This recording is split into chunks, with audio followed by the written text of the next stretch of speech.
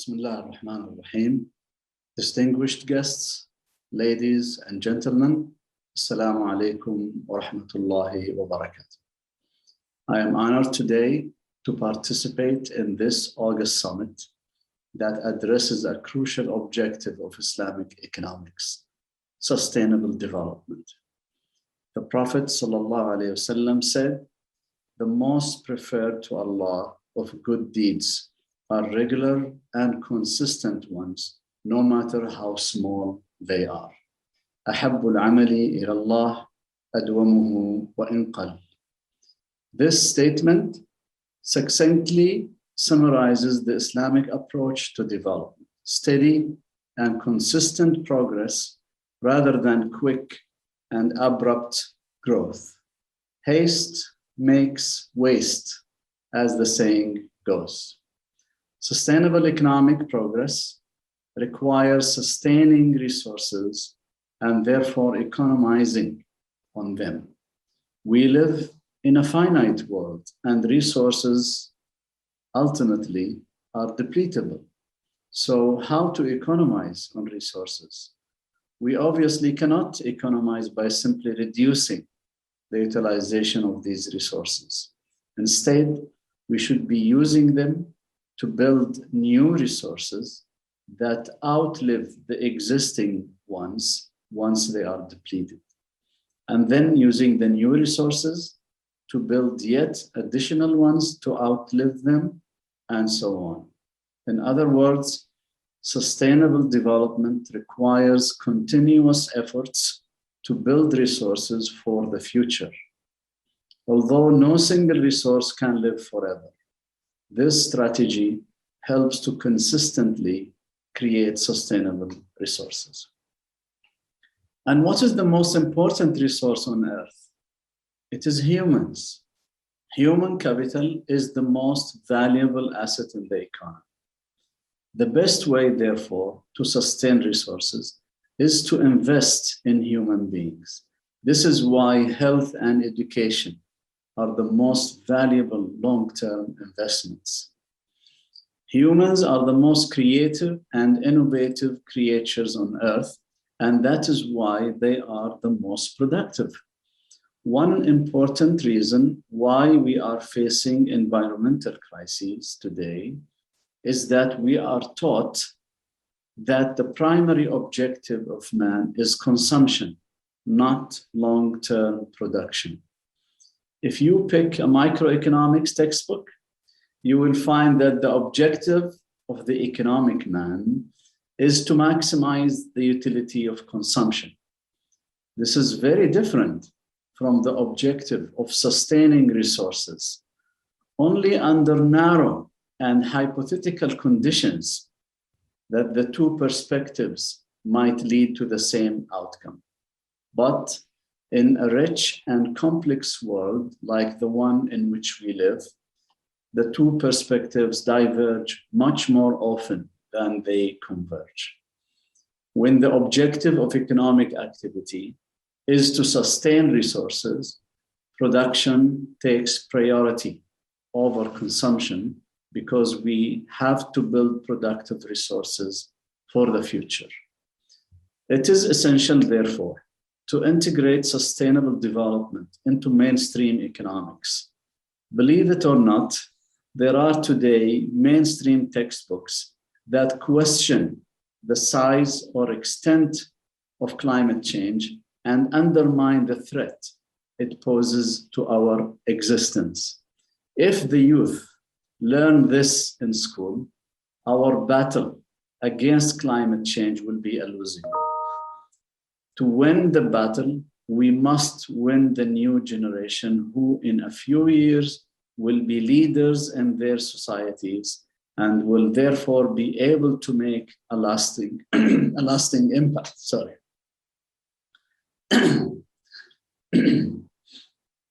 Economic textbooks should make sustaining resources the primary objective of economic man rather than selfish short-term consumption. And this brings us to Islamic finance. Islamic finance is not only a way of doing financing. It is a paradigm regarding how the economy works and how it should be managed. Take, for example, the prohibition of riba, a major principle of Islamic finance. The essence of Islamic finance is that finance must be integrated with the real economy.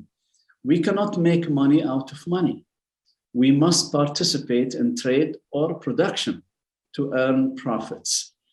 Interest-based lending decouples financing from the real economy, leading to the self-multiplication of debt.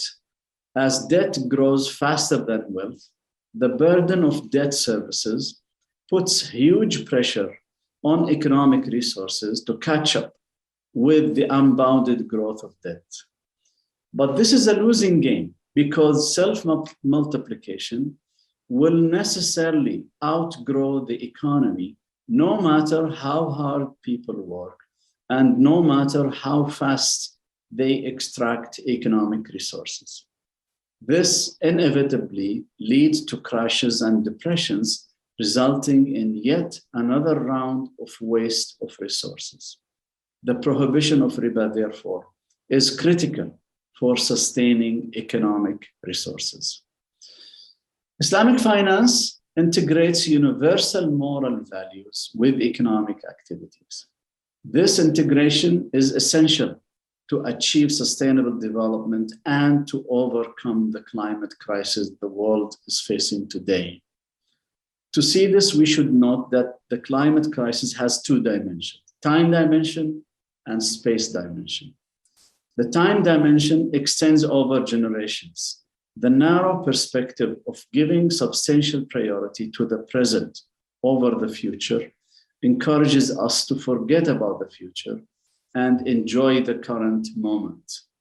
When each generation follows the same strategy, it is almost certain that humanity would not survive the climate crisis.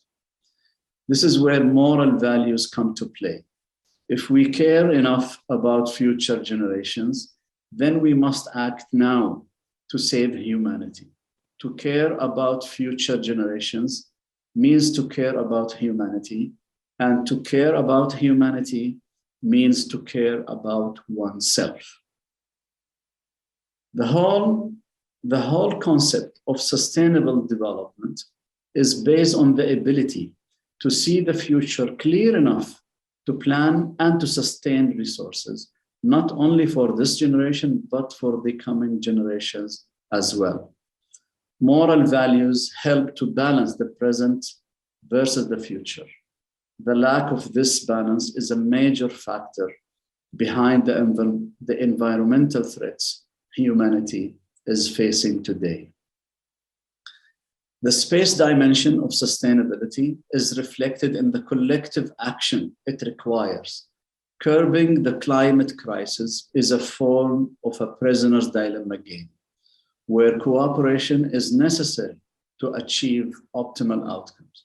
However, there is always the incentive for the few to deviate from the group to win short-term gains at the expense of the community. But if everyone follows the same strategy, everyone loses. Moral values are necessary to control selfish motives and to balance self-interest versus group interest. So we can see why moral values are essential for optimal and sustainable economic performance.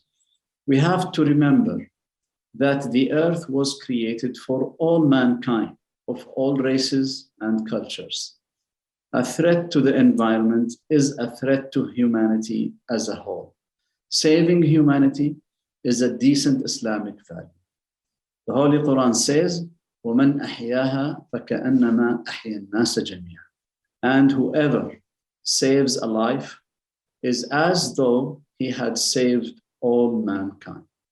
Thank you for listening. Wassalamu alaikum wa rahmatullahi wa barakatuh.